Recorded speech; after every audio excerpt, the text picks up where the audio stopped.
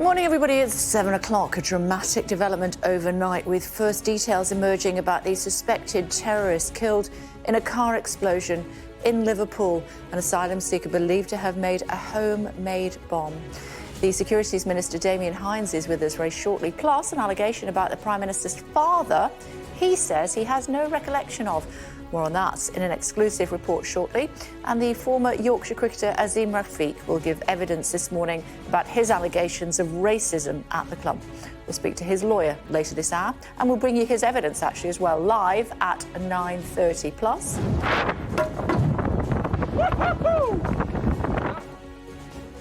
Why is Joanna Lumley so angry about what just happened there? Underwater explosions like that one. We'll talk to her later on. And with the Sultans, with the Sultans of Swing. It's your earworm for this morning, ladies and gentlemen. John Ilsley was part of one of the biggest selling rock bands in history. He'll tell us about life in dire straits at 8:45. It's Tuesday, the 16th of November. The Prime Minister's father says he has no recollection and no reply after he's accused of inappropriately touching a senior Conservative female MP. And I can remember a really prominent man smacking me on the backside about as hard as he could and going, "Oh, Romsey, you've got a lovely seat." Stanley Johnson did that to me. Do you have a response? I have no recollection, Caroline Noakes, at all. You have no... And no reply. Reveal the first details about the suspected terrorist killed in a car explosion in Liverpool, believed to be a 32-year-old asylum seeker. Overnight, 4 men arrested in connection with the incident have been released by police, who say they found significant items at a property here.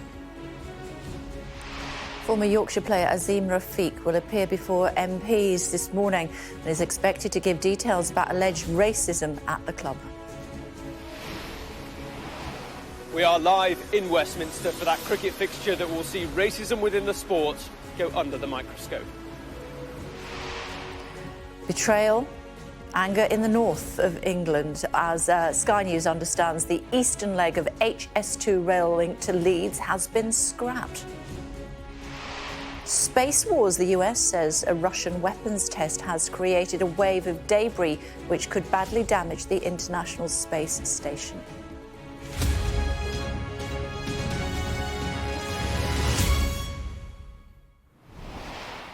Good morning. A senior Conservative MP has told Sky News she was inappropriately touched by the father of the Prime Minister.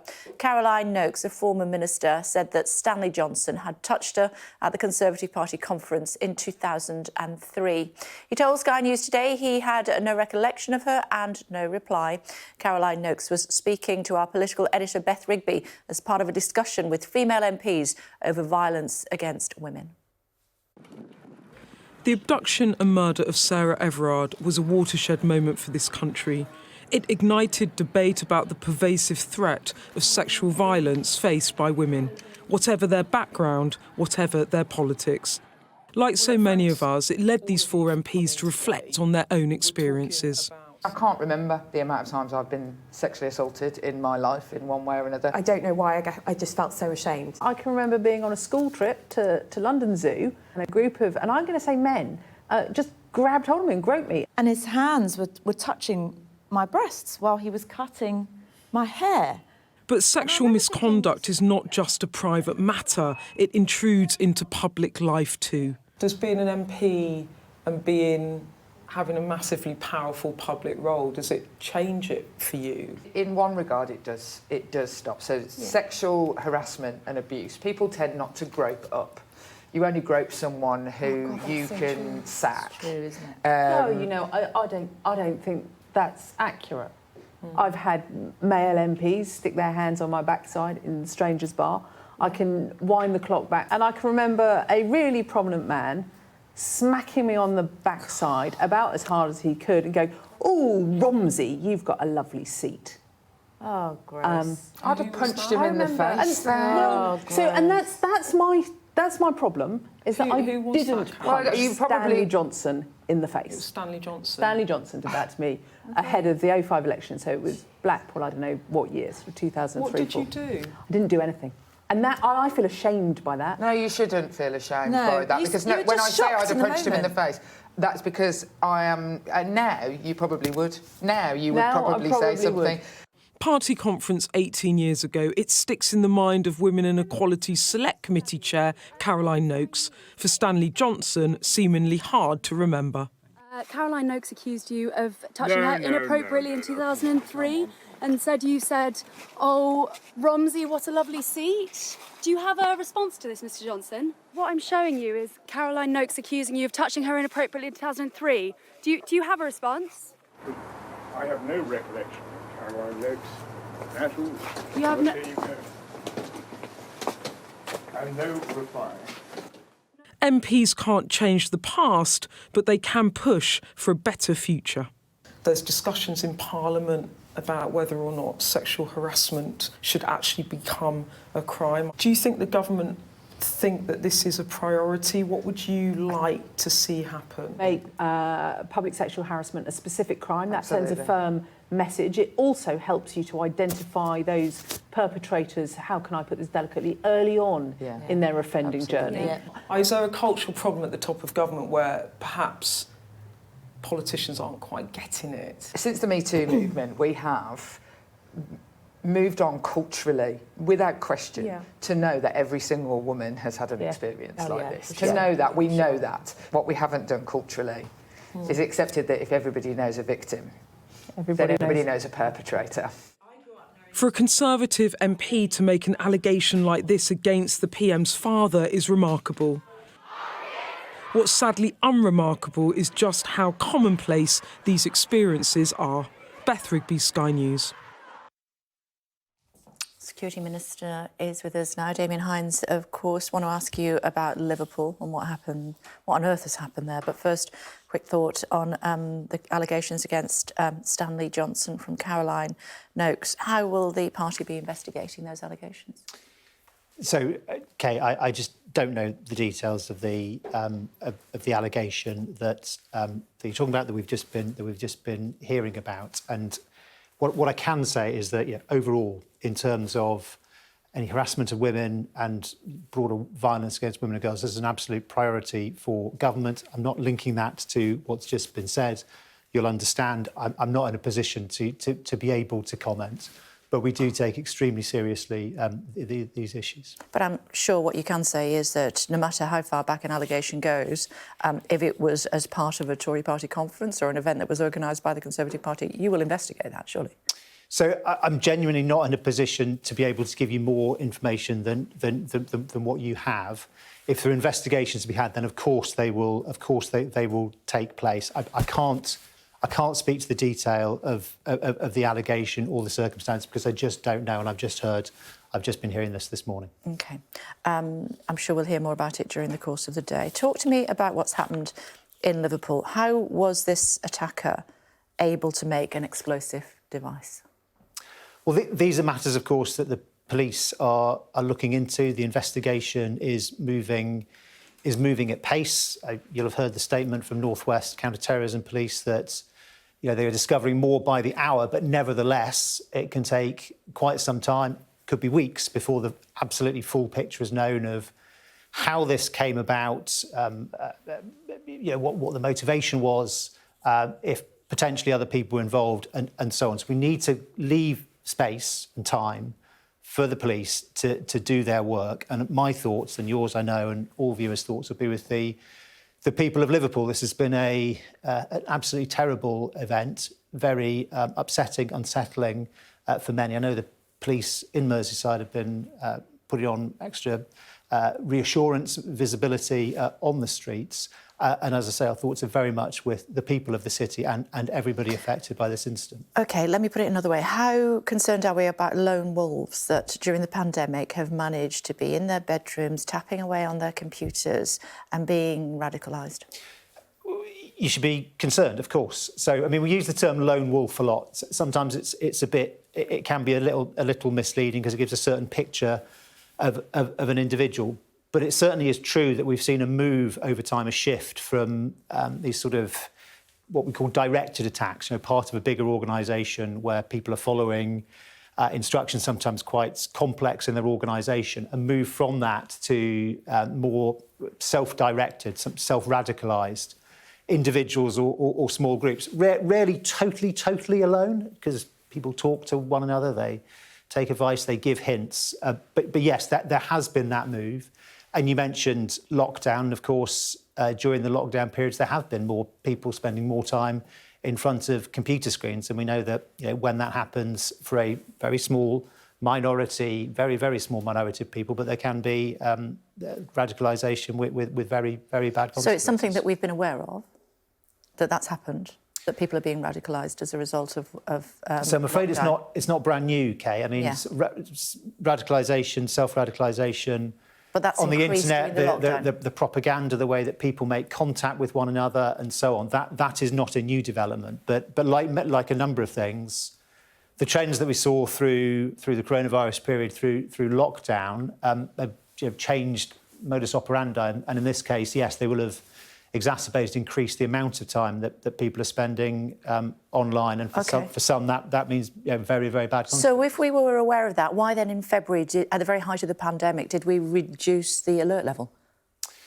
So look, the alert level is determined independently of ministers. It's not something I determine or the Home Secretary determines. We have a body, JTAC, the Joint Terrorism Analysis Centre, who are experts in this area, and they use the alert level. It's a way that law enforcement, security services and others can calibrate what they are doing, the protective security measures that are needed. But look, we've been at a high alert for a very long time now, and that's the important thing. We need people to be... We talk about alert but not alarmed. We need people to be vigilant. If people see something suspicious, something that isn't right, to report it. And of course, in this particular incident, anybody who has any information, please to come forward, either directly to North West Police, or you can always call Crime Stoppers anonymously. Indeed so. I understand that, Minister. But, if we were aware, or the security services were aware, that at the height of a pandemic would mean that more lone wolves, whatever you want to call them, pathetic thugs who want to kill women in hospital, or people who were at a remembrance service, if we knew that potentially there were more of them because of the pandemic, why would we reduce the alert level? So the alert level was substantial, meaning an attack was likely. And we reduced it? No, that was it. We reduced it to that? Yes, that was it. And there are different calibrations depending on particular intelligence available at the time. And as I say, these are ways that the public agencies, the law enforcement bodies that keep us safe can help to calibrate their response and what they do. But the alert has been high for a very long period of time. And whenever the alert is high, it means that these things, I'm afraid, sadly, tragically, can happen. And of course, as we have seen, periodically do. Given what we saw in Liverpool at the weekend, was that the right decision? Was what the right decision? That we reduced the alert level? Well, as I say, these are not decisions that I make or ministers make. Opinion, though. We entrust professionals, experts in the field. But what's your opinion? My opinion is I absolutely trust them to make those correct judgments.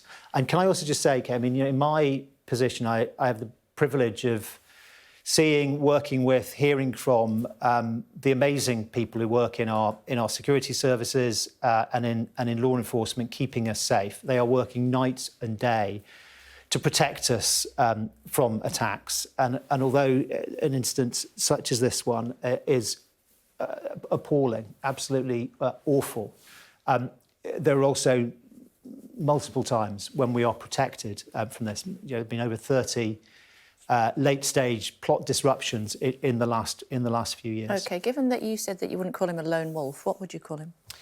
I didn't say that, and in fact, if I would say one thing, it's that I can't comment on the detail of this case at all for reasons you'll understand. It's dead. But it is a live investigation, and it's very, very important that the police actually make any difference to the investigation, whether what your view is of this man? Have the space to be able to do the investigation. Well, and as it's a long time since I read My Essential Law for Journalists, but I know that your comments about what you think about this guy is not going to impact on the investigation. It is. Look, it is a live investigation. There's always the possibility that there may be other people involved. We don't know that. The police have said, you know, if about him. If that is the case, then obviously they'll respond appropriately and arrests made if necessary. What do you think of what do you think of the taxi driver? I'm not, Kay. Please understand, and I think you do, that I'm not in a position. You can comment on the bravery of the taxi driver. To comment on the details of the case. What I can say is, thank God, Mr. Perry is out of hospital. Thank God, others were not. Were not injured or killed. We can be very, extremely grateful for that. In the case, in his case, Mr. Perry's case, I mean, he's been through a terrible trauma, and I think it's important also that he is afforded privacy to deal with that. The chairman of the party was very happy yesterday to say that he thought his bravery went out of, was above and beyond what you would expect.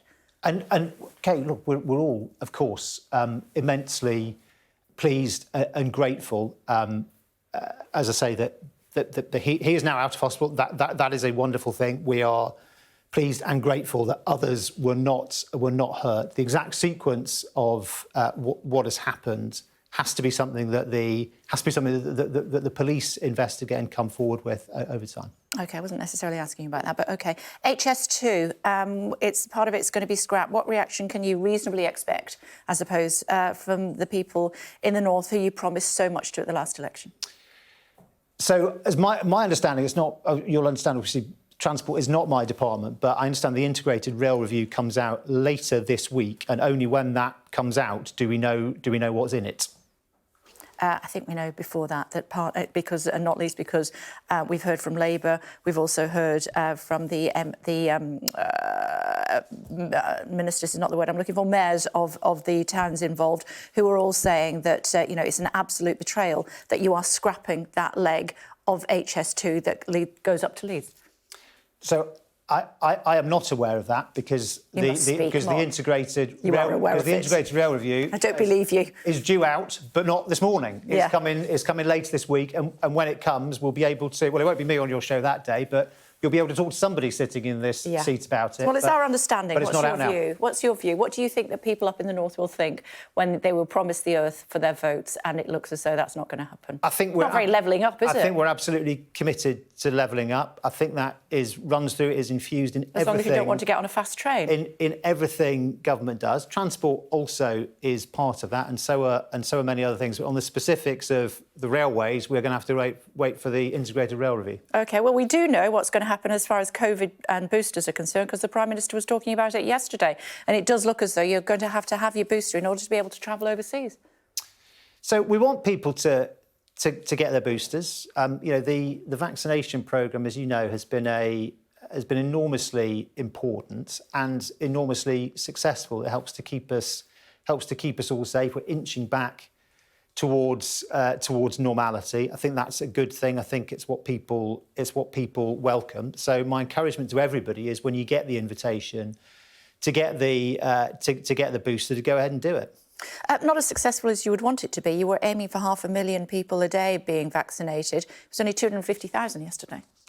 So I haven't looked at the counter for yesterday, Well, trust me, Kay. I will trust those you. Are the figures. I always trust you. Thank you. You should. But I think you're making my point for me. Well, I'm not, because I'm saying actually, I think I'm doing exactly the opposite, which is you said 500,000 people a day were going to get their boosters, 250,000, and if you don't have your booster, the suggestion is that you won't be able to go on your holidays. Well, when I say you're making my point for me, what I mean is we want people to get the booster jab, and that is... But you're blackmailing them. I'm not blackmailing anybody. The government is blackmailing people. It's good for... and it is. It's good for all of us. It's good for us as individuals. It's good for us as a society. And this is how we are... with the vaccination program, this has been how we've been able to start to move out of this... Well, it's been a very, very difficult period for so many people, a tragic period for for those who've lost loved Absolutely. ones. And the booster jab is the very important next stage. OK, good to talk to you. Thank you very much indeed for joining us. Much appreciated. Thank you. And just a reminder, if you are heading out this morning, then, of course, you can catch up with our interviews on our website. You can go to our live blog to watch the programme there. You can go to our website, skynews.com. You can also check out clips on my Twitter feed for later on. If you would like to, in just a few minutes' time, we will be distilling what the Minister has said, and you'll find that at Kay Burley. Well, as we were discussing with the Minister there, the first details of the suspected terrorist killed in Liverpool car explosion have been revealed. Sadia is standing by in Liverpool for us again this morning. Hello to you, Sadia. What more can you tell us? Hello, Kay. So there have been several developments through yesterday evening and overnight. Let's start with the suspect. The police named him yesterday as Imad al-Swilamin. It's understood that he was an asylum seeker from a country in the Middle East and that he had been in the UK for some time and that he had some mental health issues. Now, last night we heard more reports from people who knew him, a couple who he had briefly lived with, who described him as in one report as a diligent student of Christianity, and they said that they had routinely prayed with him. Now, in terms of the police investigation, 4 people who had been arrested, all in their 20s, since Sunday, have been released last night, and the police investigation is continuing with cordons still in place, including here at Rutland Avenue, where police say they found significant items, and it's thought that the suspect had rented a place here just recently, and it is from here that he got into the taxi to make that short journey to Liverpool Women's Hospital, where the device was detonated. And police have previously said that they believe he manufactured the device and that he built it in the taxi on his way there. OK. Thank you. My goodness. Still to come on the programme for you this morning, as the terror threat is raised following the explosion in Liverpool. We'll speak to Major General Chip Chapman, former head of counter-terror at the Ministry of Defence. Cricketer Azeem Rafiq will give evidence to a parliamentary committee this morning about his claims of racism at Yorkshire Cricket Club. We'll talk to his lawyer shortly. And 5-year-old Liam Scott, there he is, now cancer-free after his family raised funds so he could receive a revolutionary vaccine treatment in New York. Liam and his mum, Claire, will be with us very shortly. And Joanna Lumley talks to us as she supports a new campaign to reduce the number of underwater explosions that take place during the construction of offshore wind farms.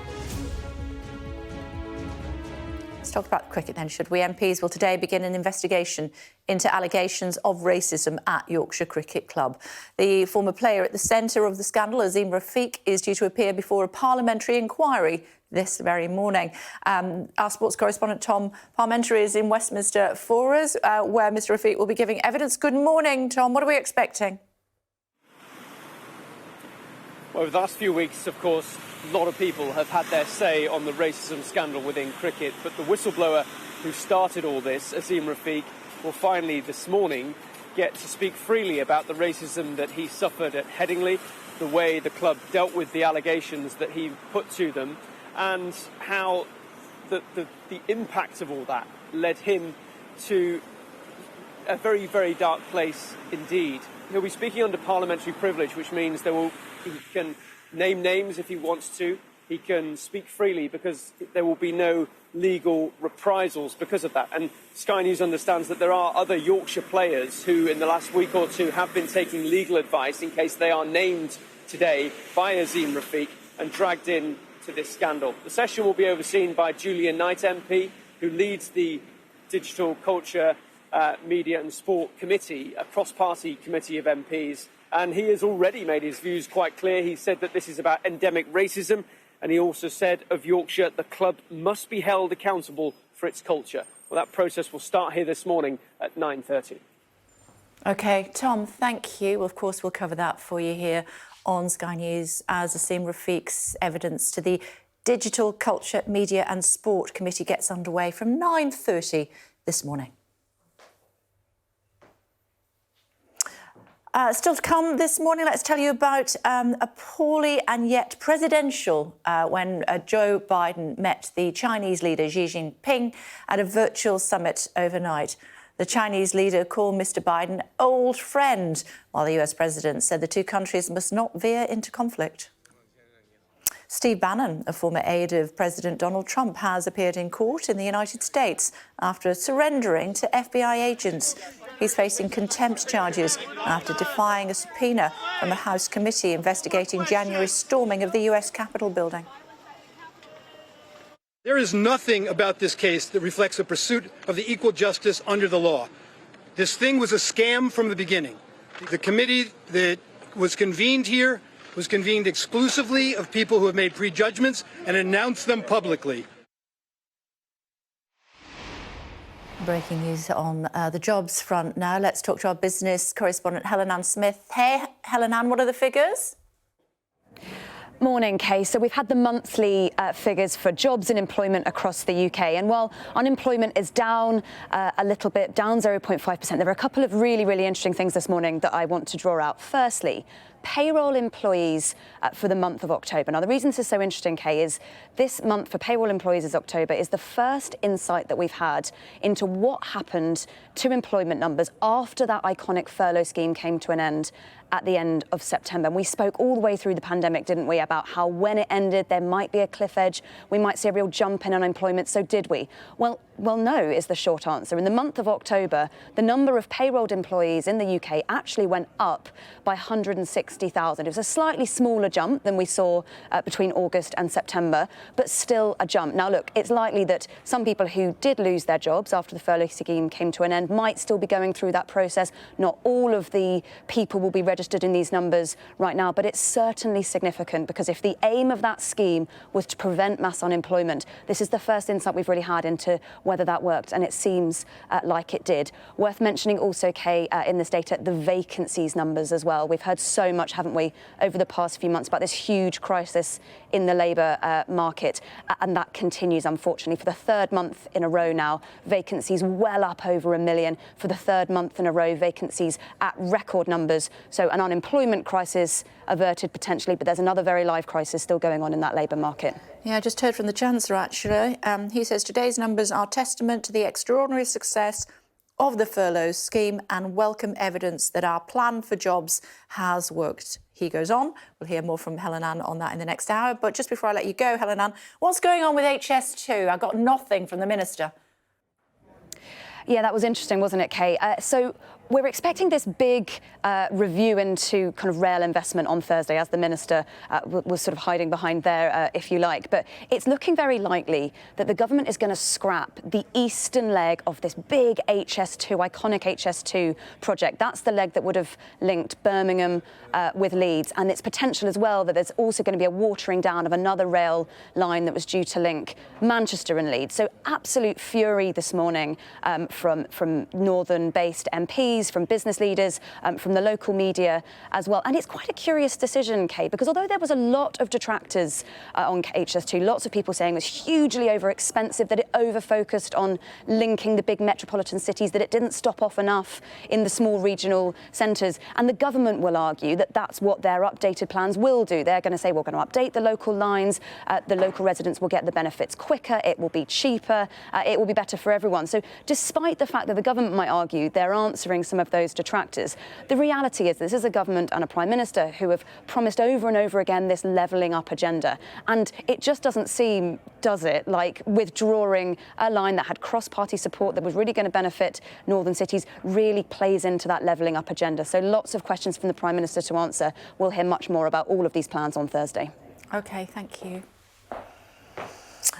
Here's what the papers in the north are saying about HS2. The Manchester Evening News and a number of its sister titles carry the same front page, reacting to the decision to abandon the leg of the HS2 high-speed rail line that would have run between the Midlands and Leeds. Let's take a closer look now at that front page. Their message to the government: choose the north. Just trust me, OK. Yorkshire Post. That's the Manchester Evening News, train spotting. Let's have a look at the Yorkshire Post, should we? There we are. They say the decision puts the government's levelling up agenda in doubt. Quick look at the weather.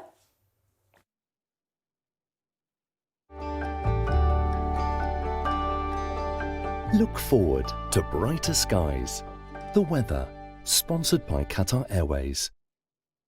West to southwesterly winds will keep it mild this week, but will bring rain and gales to the north and west at times. It's mild and fine for most, but it's quite cloudy and there are some dense fog patches over southern and eastern England. The weather, sponsored by Qatar Airways. Didn't feel like 8 degrees this morning, let me tell you. Now, how about this for a wall of sound? Check it out.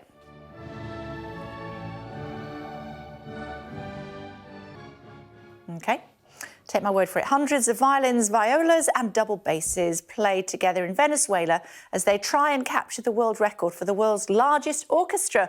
Musicians from all over the country play Tchaikovsky, and a panel of independent judges now has to verify that 8,097 instruments were playing all at the same time. A bit like jazz, all something different. If you think this is the big, then do bear in mind the organisers were originally planning to have another 4,000 musicians taking part. Still to come on the programme, we're going to be speaking to Major General Chip Chapman, former head of counter-terror at the Ministry of Defence, as the terror threat is raised following the explosion in Liverpool. That's coming up next.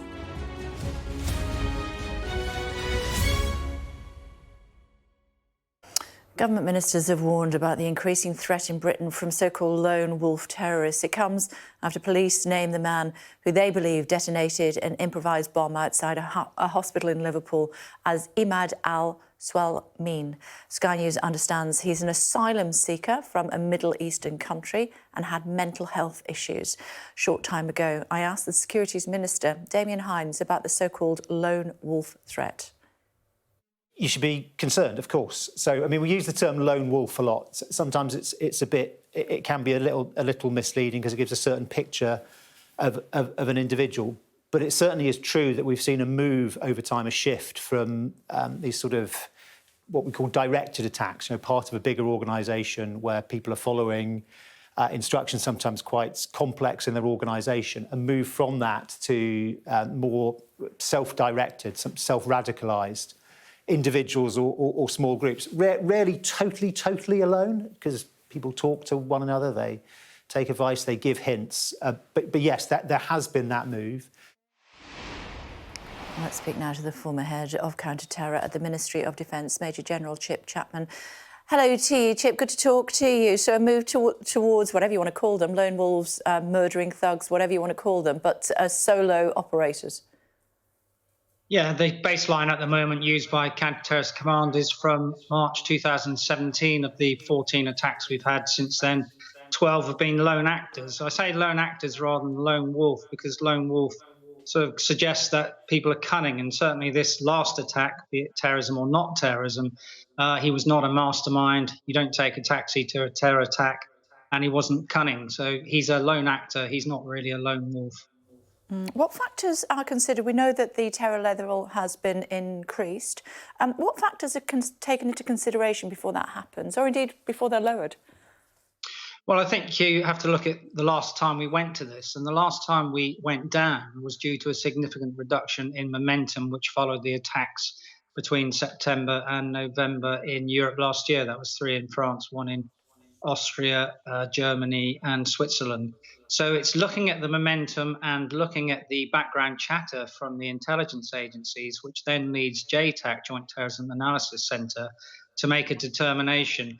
However, things can be both bad and better at the same time. So, for example, in December 2017, the Intelligence and Security Committee said that we'd be at severe for at least 5 years. We've actually come down to substantial a number of times during that period. So, things can be improving whilst they're still bad at the same time. Yeah, but we came down and then this happened in Liverpool. We're not sure what this guy was planning, whether it was to attack the hospital and cause death and destruction there, or whether, as has been reported, suggested that he originally asked the cab driver to take him to a Remembrance Day service at the cathedral, one of the 2 cathedrals in London. So, again, I suppose one has to wonder what has to be taken into account for terror threats to be taken down or indeed to be increased. That's right, and this is what makes this particular attack problematic, because under the Terrorism Act 2000, to be called a terrorist event, it's got to have a political, religious, ideological or racial motivation. And it's not quite clear here what that might be, particularly the fact that he, for example, converted to Christianity. Now, if that is true and he was still enduring, obviously, you know, Christians shouldn't attack people, but he would by himself be marked for death by Islamic State because he would be deemed to be an apostate from Islam. That's under a process called takfir. If you reverse the coin on that, there's also a thing called taqiyya, which is deception to hide your true events. If I was to put my money on anything, I'd say that this is a disturbed young man who's got mental health problems.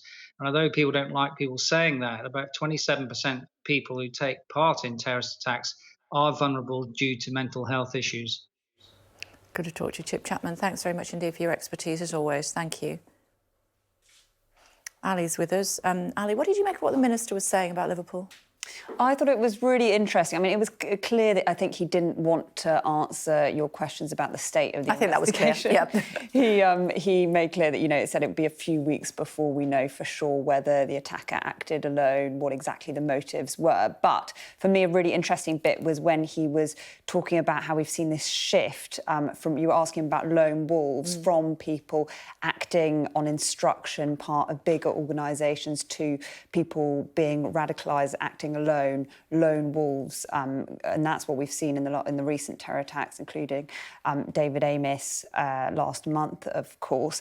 And he said that there was a concern too about lockdown, which I thought was really interesting. That people have been spending so much time in front of computer screens. He said that that could have caused a very, very small number, he said, of people to be radicalised. So I thought there were two interesting points there from Damien Hines, but took quite a lot of questioning from you, I think, to get those answers out. Yeah, he also didn't want to make any comment really about the allegations against Stanley Johnson this morning. No, that's right.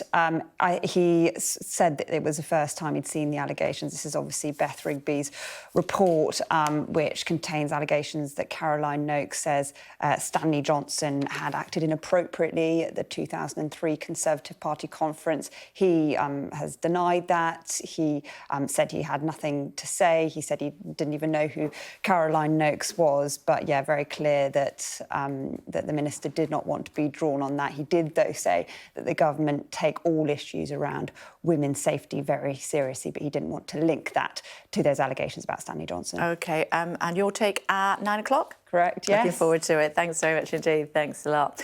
Meantime, the United States says a secret Russian weapons test in space is endangering the lives of 7 astronauts, including 2 Russians aboard the International Space Station. This test will significantly increase the risk to astronauts and cosmonauts on the International Space Station, as well as to other human spaceflight activities. Russia's dangerous and irresponsible behavior jeopardizes the long-term sustainability of our outer space and clearly demonstrates that Russia's claims of opposing the weaponization of space are disingenuous and hypocritical. OK, Milena's standing by in the newsroom for us. What more do you know about this story, Milena? Good morning. Good morning, Kay. It was quite a dramatic turn of events. Crew had to scramble to spacecraft that act as lifeboats, really, in case they need a quick getaway to Earth. And at speeds that the space station orbits, more than 17,000 miles per hour, even a small impact could have really catastrophic consequences. We've heard that from the US State Department that Russia was responsible for this, saying that Russia tested a missile and shot down an old Russian satellite, calling it reckless and irresponsible. We haven't heard from the Russian military or the Russian Ministry of Defense. The Russian space agency Roscosmos downplayed the threat, saying that the objects, as they called the debris, were now away from the orbit of ISS. But it's worth noting this is not the first weapons test conducted in space. Russia's done it before. The US has done it. So have China and India. And experts say that this kind of debris created from this type of a weapons test can stay in the orbit for decades, really, and pose a threat to all objects there, including the Hubble telescope, the Chinese space station and the International Space Station. Milena, thanks very much indeed. Thanks a lot. Meantime, there was a very early alarm call for people in Western Scotland this morning, just after 2 a.m. An earthquake with a magnitude of 3.1 was felt. The epicentre was 11 miles outside the town. Ooh, they're going to correct me on this one. Loch Gilphead. There were reports of tremors in Edinburgh and also in Northern Ireland. If I pronounce that wrong, I'm very sorry. Please tell me how to pronounce it on Twitter. Politely would be great. Now, MPs will hear about alleged racism at Yorkshire Cricket Club when former player Azeem Rafiq appears before a parliamentary committee this morning. We can speak now to Mr Rafiq's lawyer, Jen Robinson. Hello, Ms Robinson. Thank you very much indeed for joining us on the programme this morning. What are the contents of the legal claim that was filed against Yorkshire Cricket Club by Rafiq? Azeem brought a claim against Yorkshire County Cricket Club because of racial discrimination and victimisation that he faced as a whistleblower speaking out about the racism that he suffered at the club. Now, that claim has since been settled with the new chairman of Yorkshire, Lord Patel. So today it really will be about Azeem explaining to the parliamentary committee his experience of racism at the club and why he's chosen to speak out. Does he feel vindicated given that the claim's been settled?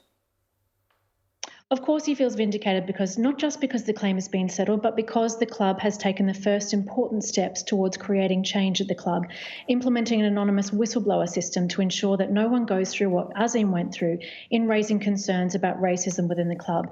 This is the change that he set out to put in motion by speaking out to make sure that no one goes through what he went through, so that young British Asian players feel welcomed and supported at the club and don't suffer what he suffered. And so seeing others feeling the ability now to speak out after he has, I think is certainly the vindication that he needs, and he will continue to advocate for change in the sport. Did he receive an apology? Did he receive a financial settlement?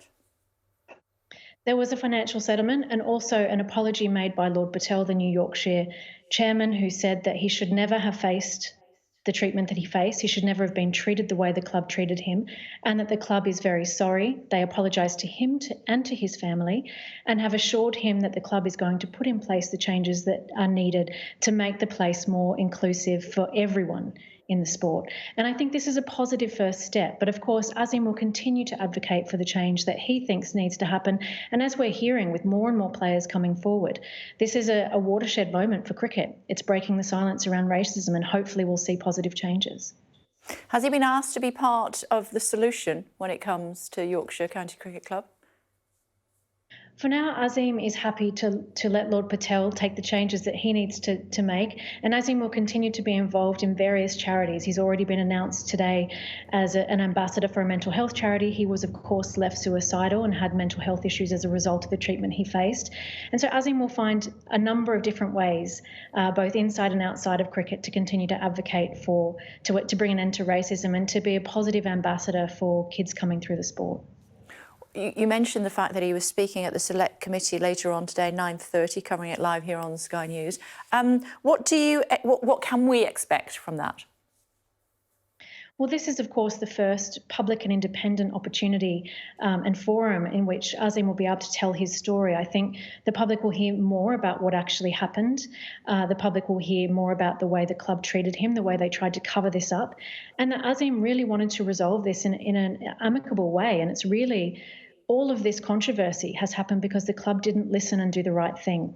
And I think it's important that politicians hear this and that this committee process can be part of pushing for more change in the sport. Have you worked on cases like this in the past? I've not worked in cases, well, I've worked with whistleblowers, of course, and I've worked with women who are fighting for change in the sport. And Azeem, I think, is really at the forefront of, as a whistleblower on racism in sport and bringing this to the attention of Yorkshire. We're now seeing more and more cricketers come forward. And of course, the courage that he's shown in speaking out is now encouraging others to do the same. So I hope he will be the first and perhaps not the last, but let's hope that others will find it easier after what he's been through. Yeah, I just wondered what your reaction was when he came to you and he talked to you about some of the challenges that he had faced over a considerably long period of time. My initial reaction was that he was someone who was taking a very principled stance. He was motivated by the Black Lives Matter movement. He was devastated by what had happened to him, and he really wanted to make sure that kids coming up through the club wouldn't go through what he went through. And that was his primary motivation throughout all of this. He wanted to see the changes in the club that are now starting to happen under Lord Patel's leadership, and we hope that that will continue. And I really want to pay tribute to him, his courage in coming forward. It's been a very difficult year for him. He was suicidal when he left the club because of what happened. He's continued to suffer because of the attacks that he's faced, that we as his lawyers have faced for bringing these complaints forward. And it's really a testament to him and to his family, the support that they've given him to be able to get through what he's been through. Do you anticipate other cricketers may well now come forward to you as well at other clubs throughout not only perhaps the United Kingdom but other parts of the world as well, feeling emboldened given what we've heard from Azeem Rafiq? Already there are cricketers coming forward with similar stories, and not just in England. As you say, we've heard cricketers from Essex come forward in the past few days, but I've been contacted by players in South Africa, in India and Pakistan.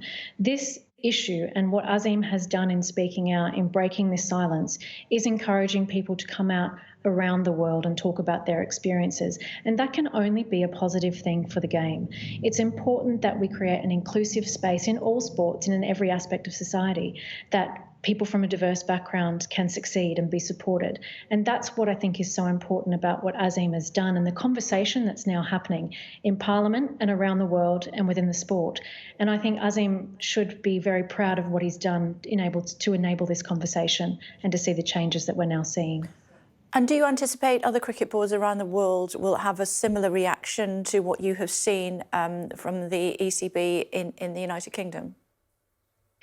Well, I think everyone is watching what's happening in England. So, of course, there are serious questions being asked about the ECB and whether the ECB intervened when they should have and have done all they could have to make sure that cricket is the safe space that it ought to be. So I think there are real questions being asked about the way the ECB has conducted themselves.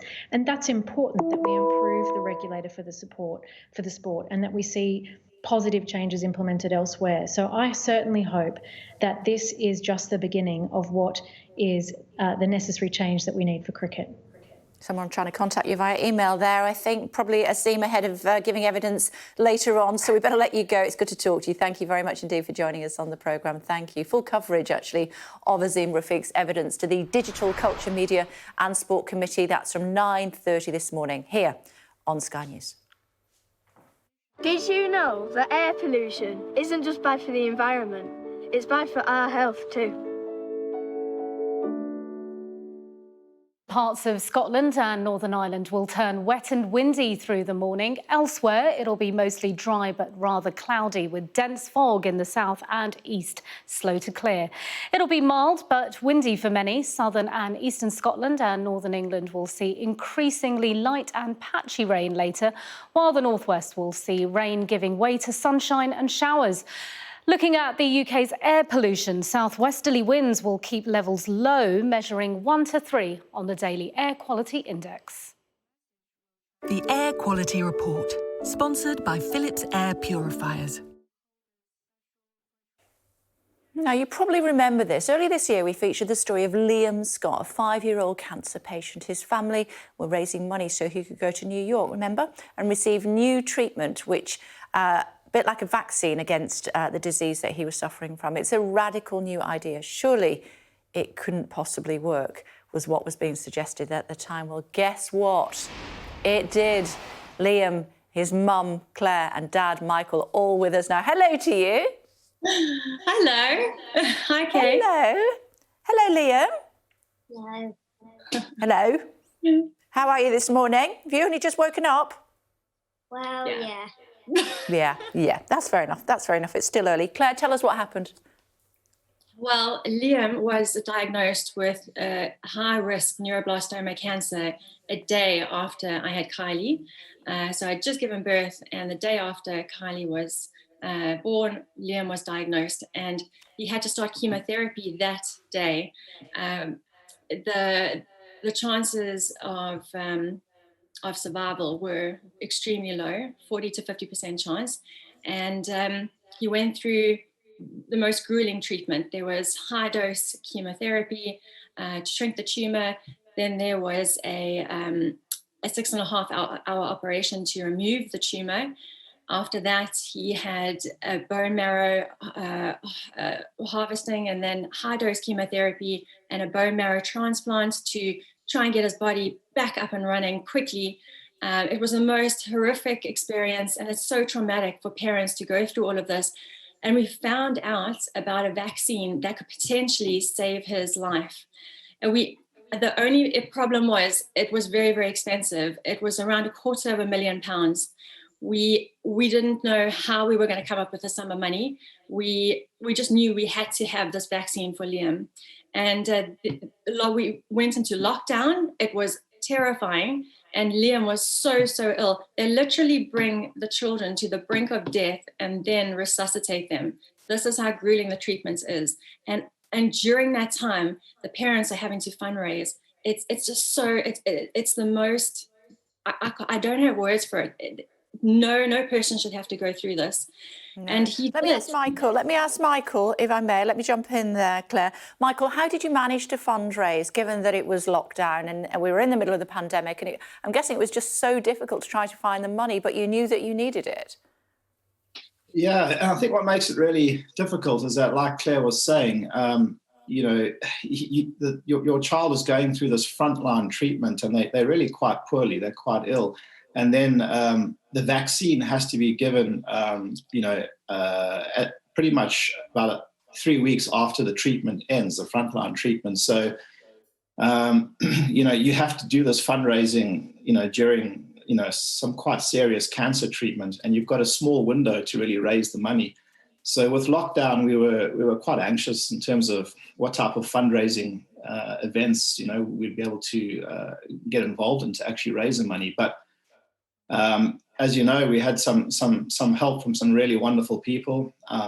Charlie Holmes and myself obviously paddled across the English Channel from France to England, and Charlie also got involved in some running on his treadmill, which went live on Instagram and took off and helped sort of get the ball rolling. And then also, we had some wonderful support from people really all over the UK as well as the world. Let me get a word in from Liam, if I may. Liam, how are you feeling now? Great. You're great. You're back at school. Am I right in saying you're back at school? Well, right now I have a cough right now, but it's getting better there. Getting better. Yeah. But you're loving school. Yeah, I love in school though. Okay. What's your favourite subject at school? Well, I like maths. Yep. You like maths? Mm-hmm. Wow, that's impressive. He's trying to. Are you going to be a mathematician when you grow up, or are you going to be a doctor? Well, doctor. Maybe a footballer. Probably a footballer, yeah? Well, he actually wants to be a doctor. He Yay, really good. That's great. Sadly, we are out of time. It's so lovely to see him looking so well. Thanks, Mum and Dad, for taking the time to join us. High five, Liam. High five. Kay, I just wanted to say, we just a quick one. I just wanted to say. We've run out of time. I'm so sorry. It's lovely to see you. No worries. Sorry. All right. Thank you.